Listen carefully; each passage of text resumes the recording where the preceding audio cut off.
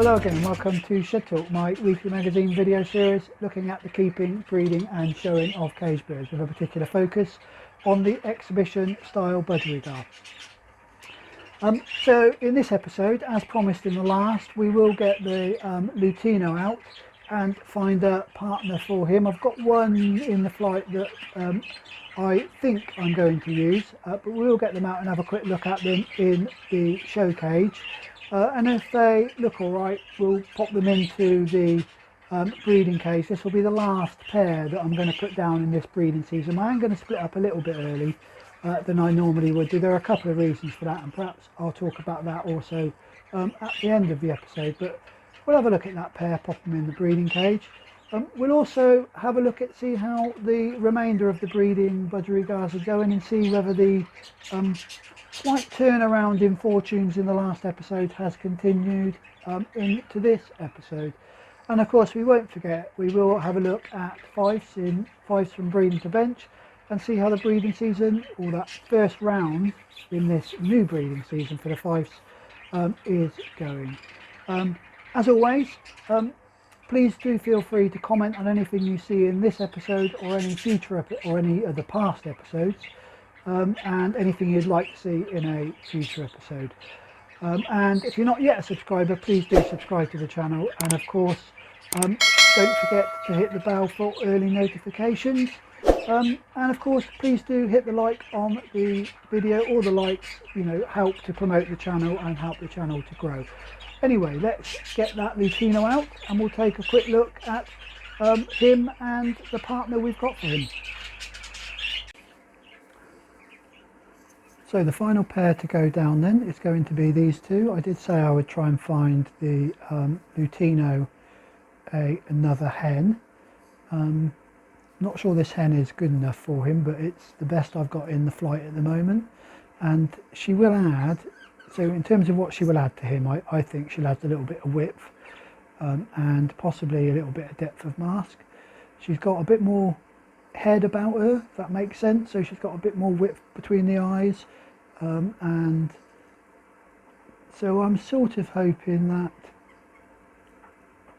yeah, that she will add that little bit of extra back skull and width around the mask area as well. He is obviously, in terms of style of bird, a better style of bird. The other thing is, this hen is although she looks light green under this light to my eyes, but I know she is actually a dark green. When I can look at her in the main flight, you can see that she's a single factor dark green, or for the cobalt, and I'm hoping that any dark factor offspring that are lutino hens will, that dark factor will add to the depth of colour of the bird. I think that's right. If you're a breeder of lutinos, let me know if that's correct. I think you should put dark factor into lutino rather than grey. She is of course split for blue, and we know that the lutino is also split for blue, so there's a possibility we'll get some albinos off of this pairing as well. Of course, any of the inos that or the enos that are produced will all be hens. So yeah, I'm a little bit hopeful.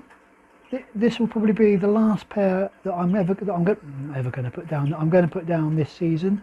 So we're sort of hopeful that we'll get something off this pair to add to the, so far,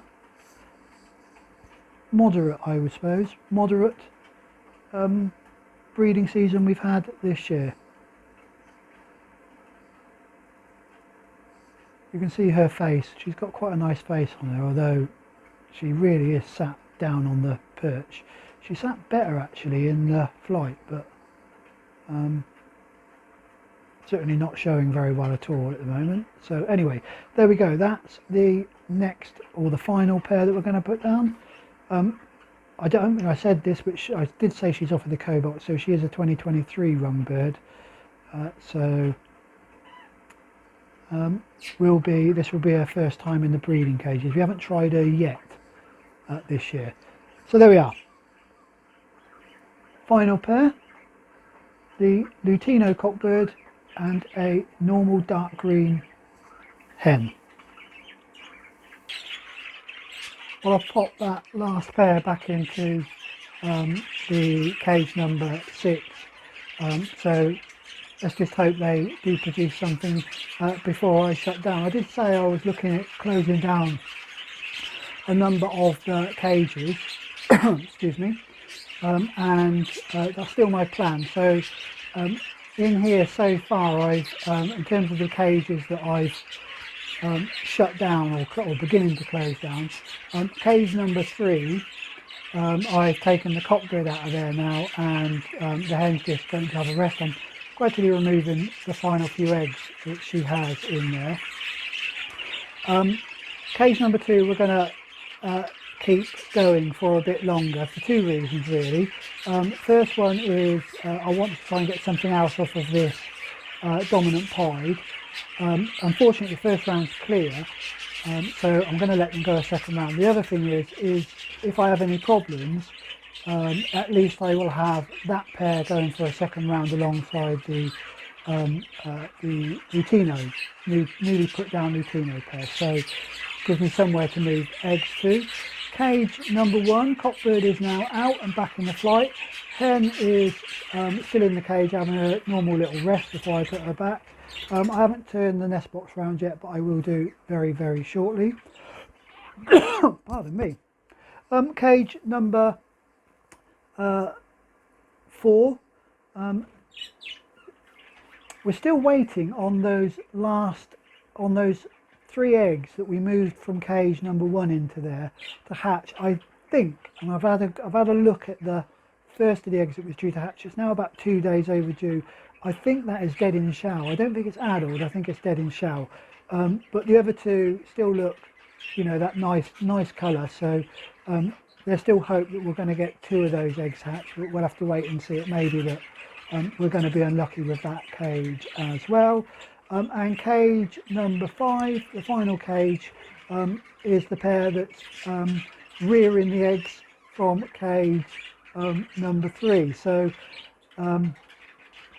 they've got 2 chicks in there, and both those chicks have been fed and are doing really well, as we saw in the last episode. So I'm really grateful for that hen to be fostering those 2 chicks off, which will give me something else. The eldest one is almost ready to be rung, but I'm going to give it another couple of days, and then you may remember it hatched about a day late, so it's got an extra day. I'll give it an extra day to before the ring date on my file says so, and maybe we'll look at me ringing that in the next episode. I don't know, we'll have a think about that. Let me know in the comments if you want to see how I ring the birds. Anyway, that's all of the breeding cages in here. What we'll do now is we'll pop outside and have a look at the Fife from breeding to bench.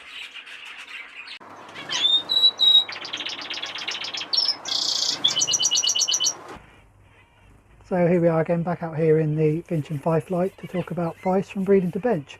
And you remember from the last episode that this was going quite well out here. We appeared to be going quite well anyway. So we've got 2 pairs down. I've referred to them as the old pair and new pair. So the old pair is the pair I had that I originally started out with from last year. They're in the top cage, and as we saw, they had laid 4 eggs, and we saw the sort of bluey coloured egg, which meant it was the last egg, as I understand it, and we popped those back in under her. So we've reset those eggs, and she sat nice and tight on those, and in a couple of days, so in the next episode, we will have a look at candling those 4 eggs, and if it's anything like last year, there will be success in that cage. They were a very successful pair for me last year.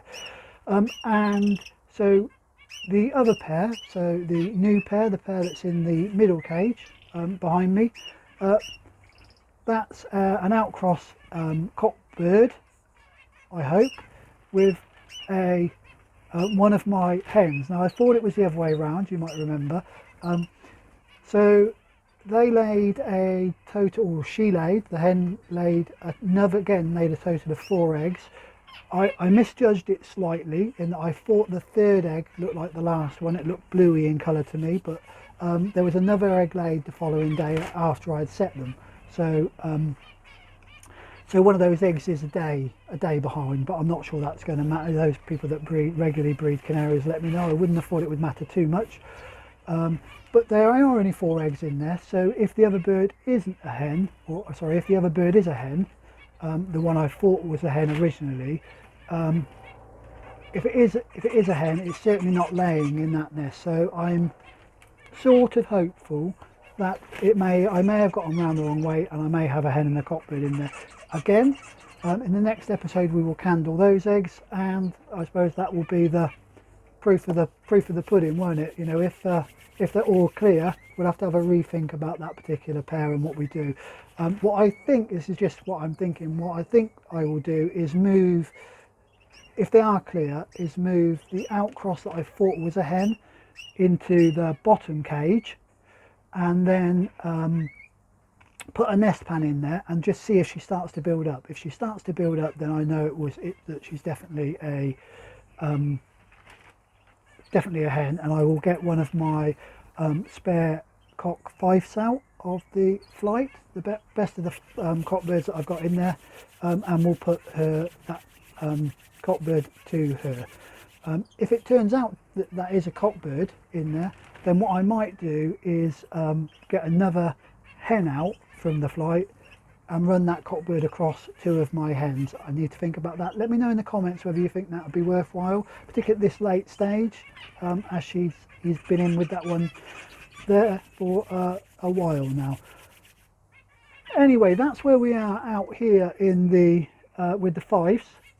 Like I say, we won't know until the next episode whether we've got any full eggs or not, but touch wood, so far so good with the Fifes. Well, that is just about all we've got time for in another episode. Before I go, I just wanted to mention, just went off shot there, sorry about that. I just wanted to mention there was a really good article in Cage and Aviary Birds, I think it was from a few weeks, at end of March I think it was, by Alan Martian, a top breeder over here in the UK, and he was talking about how he scores his birds, and it's fairly similar in fact to the way I do it, and I think I probably picked it up in another article from another breeder, if not from an article by Alan himself. So but it's a very good article, and what I've done is I'm going to keep this and I'm going to adapt my scoring system to sort of mirror what Alan does in his shed. I mean, he's top breeder, so why not try and copy what he's doing.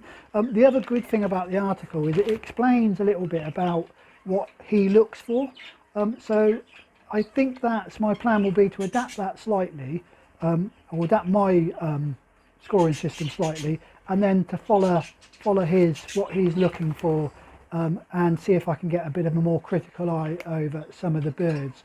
And I'm going to start that in the next episode. What we will do in the next episode is we'll get the young birds out, the ones that we've bred this year, including the ones with last year's rings on, but from this year's breeding, and we'll give it a try and see how it differs from my own scoring system, just to I don't know, just to give it that initial try, and then we'll obviously come September time, when we do our full roundup of all the birds, keepers and those that have got to go, we will see which one I want to follow, whether my old system or this system. He only scores out of 3. I think I will stick to my 5, but we'll wait and see on that. Anyway, so that, I just thought I'd let you know that's what we'll do in the next episode. So we'll have a look at the young birds, get them all out and score them based on that Alan's system of scoring.